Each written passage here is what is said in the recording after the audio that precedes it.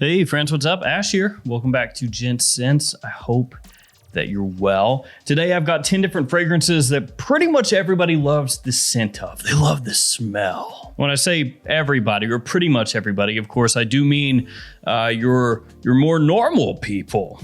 Yeah, because there are going to be, of course, people out there that don't enjoy these, but a lot of times those are going to be your more, shall we say, educated lovers of fragrances. That's a nicer way to put it. You're an educated fragrance lover. Yes, I am. Thank you for noticing. But yeah, these fragrances, these are made for mass appeal and they're done quite well. So let's jump into it. Let's check these out.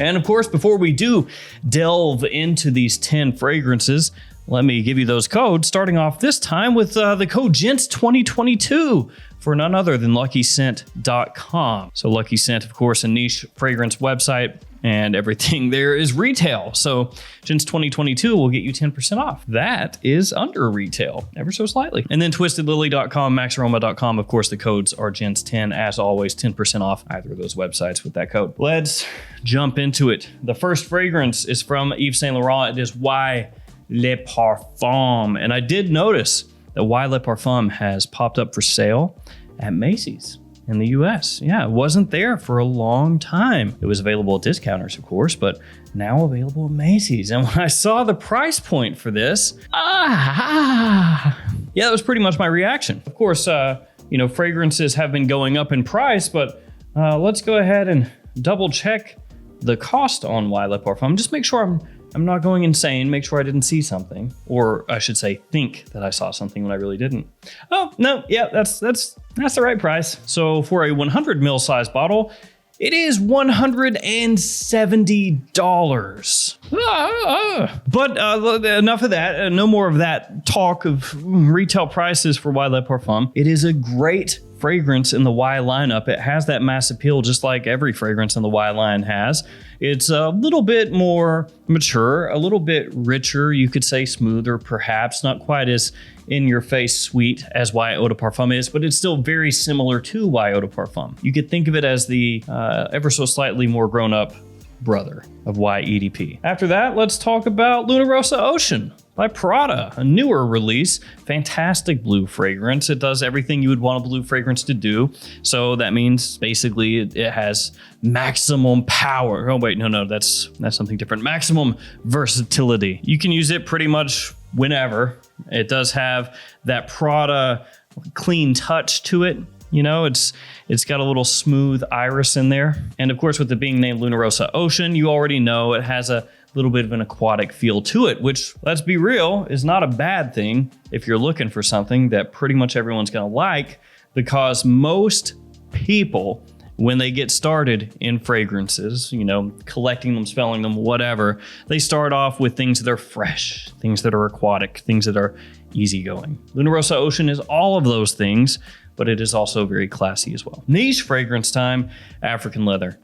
Memo Paris. Big personal love of mine, and it's not even because of the leather, it's because of the cardamom. The cardamom in here, top notch. Yeah, you can smell it right from the atomizer. You don't even really need to spray it, except for that you do because you want to wear it. It's sweet, it's sexy. It does have a bit of a leather feel to it, but not too much. It's not animalic at all, even though it has a big cat on the front. Don't worry, it doesn't smell like said big cat. Also has a nice vetiver note in there, and I love vetiver as well, so I'm not gonna fault it for that. Let's get a cheapie, Explorer from Montblanc. Yes, it actually kind of makes sense too. African leather, Explorer, you could explore in Africa or something. Explorer smells, of course, like Creed's Aventus.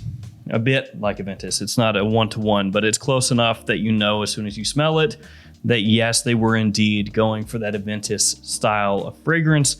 And as I've said numerous times, they don't even really disguise it with the bottle because they keep a similar theme from the Aventus bottle to this one with the black wraparound that's kind of leathery, just the coloration, the scheme, everything. But it's a really nice fragrance. No denying that, at least not for me. It has great versatility. Once again, it has that compliment factor from discounters. It's extremely affordable, fresh and spicy with a nice modern woodsy touch to it and a fruity blast off the top. Explore.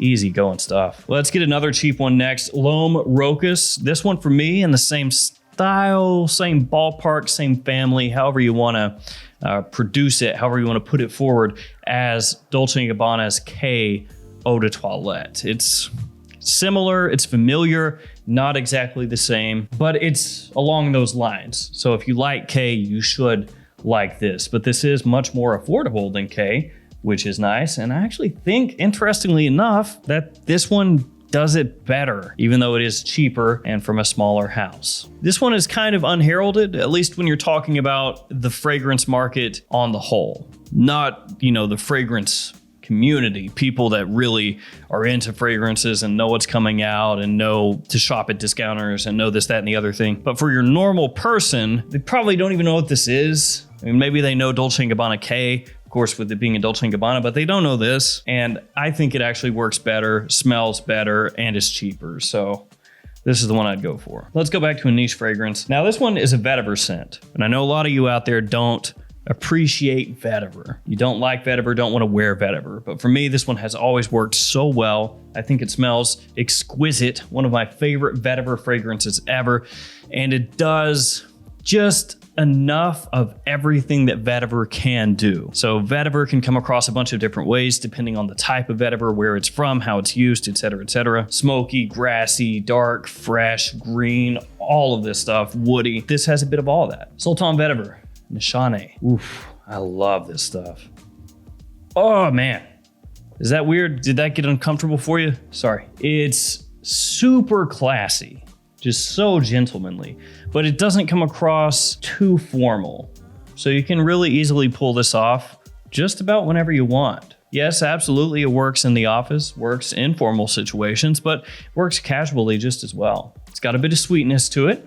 It's got some tonka, it's got some amber woods, but it's not heavy-handed. It's just a little bit to help boost up that vetiver. Absolutely love it. Extrait de Parfum concentration also, so good performance here. And Nishane at certain discounters you can find really cheap too. So as far as niche fragrances go, not a terrible price on it. Back to designers. Le Male On Board from Jean Paul Gaultier. Now, this has a little aquatic feel to it, like Luna Rossa Ocean. Obviously, with it being called On Board, you would expect that, right? But it's not really a full-on aquatic fragrance. It has citrus in here. It has a good amount of tonka. That's going to be one of the main things you pull from it. And I know some people will say, oh man, tonka is so overused. It's in all kinds of different fragrances out there, all kinds of designer releases. And I get you. I feel what you're saying, because yeah, tonka is out there a lot, like a lot, to the point that you could probably pull out, 10 different very popular fragrances and there'd be tonka in each one of them. And you could even, spray them out and have somebody smell them that doesn't know anything about fragrances and say, what's that common thing that you're pulling here? And they'd be able to key in on it. They may not know what it is or how to describe it. They'd be like, oh yeah, There is something common with all these that I'm picking up here with my old schnoz. Yeah, that's tonka. It's part of it anyway. And yeah, there's a good amount of tonka in here, but it smells great. I mean, it's not anything hyper complex. It's not trying to, rewrite the moon, the earth, the sun, the stars, but it just smells good and people love it. Niche again, Bergamot 22 B22 from Le Labo. Le Labo is one of those brands that has just a huge following of people that love anything that Le Labo does, and then it has a huge following of detractors that hate everything Le Labo does. I'm kind of in the middle. I like some of it, and some of it I don't like as much. But Bergamot 22 has always been one of those scents that I just love. Green, fresh, juicy. The citrus in here, really top notch. Just again, easygoing, very pleasing. It's that type of scent that everybody's gonna dig, because going back to what I said before, fresh fragrances, aquatic fragrances, that's what a lot of people gravitate toward. And this is that, done at a very high level. You know, Bergamot 22 is going to kind of outshine those more generic citrus freshies. And after that, I want to talk about a Chanel Allure Homme Sport. Just Allure Homme Sport. It's kind of boring, really, because there's Allure Homme Sport Eau Extreme, where you could go with Edition Blanche, but just sticking with this one. Now, this does have a similarity to some other very popular designer fragrances out there, Missoni Wave and Versace Pour Homme. So both of those have some things in common with this one. They're all kind of, once again, in that same family, you could say. Now, this is gonna be a little bit heavier than Versace Pour Homme. It's got more of a creaminess to it. It's not quite as airy, fresh as the Versace is, and it's not as aquatic as Missoni Wave. So of those three, Missoni Wave, Versace Pour Homme, Allure Homme Sport, for me, this is the heavier of the bunch. Great versatility though. Once again, this is not just a summertime only fragrance. Frankly, I think this is a year-round scent, daytime or nighttime, and it does have massive complement factor. So that's one of the reasons that after all this time, and even though there are other fragrances out there that are cheaper than this, that smell similar to this, people are still buying this up and wearing it. Last scent, Versace Eros. This is the Eau de Parfum. I've said it many times, but Eros Eau de Parfum probably is the one that I would point you, yes, you, out to get if you did not have an Eros and you said, I want one, but I don't know which one to get. This is probably your safest bet. It takes most of the best things from the Eau de Toilette and also to a lesser extent the Parfum and combines them together. Kind of, as I've said, the Goldilocks of Eros fragrances. It is sweet, but not quite as youthful as the Eau de Toilette. Still though, it does make a great night out fragrance, or frankly, just a great fragrance for any time that you're wanting a little bit of attention. Solid performance, very good scent. And one thing that I have noticed is that at retailers, not discounters, but retailers, Eros Eau de Parfum creeping up there. And at some retailers, this was actually outselling the original Eau de Toilette. So it would appear that some of you out there do agree. That'll do it for me, guys. 10 different fragrances, pretty much everybody loves the smell of. Thank you all for hanging with me here today. Stay safe out there. I'll see you tomorrow with another fragrance video. See you later.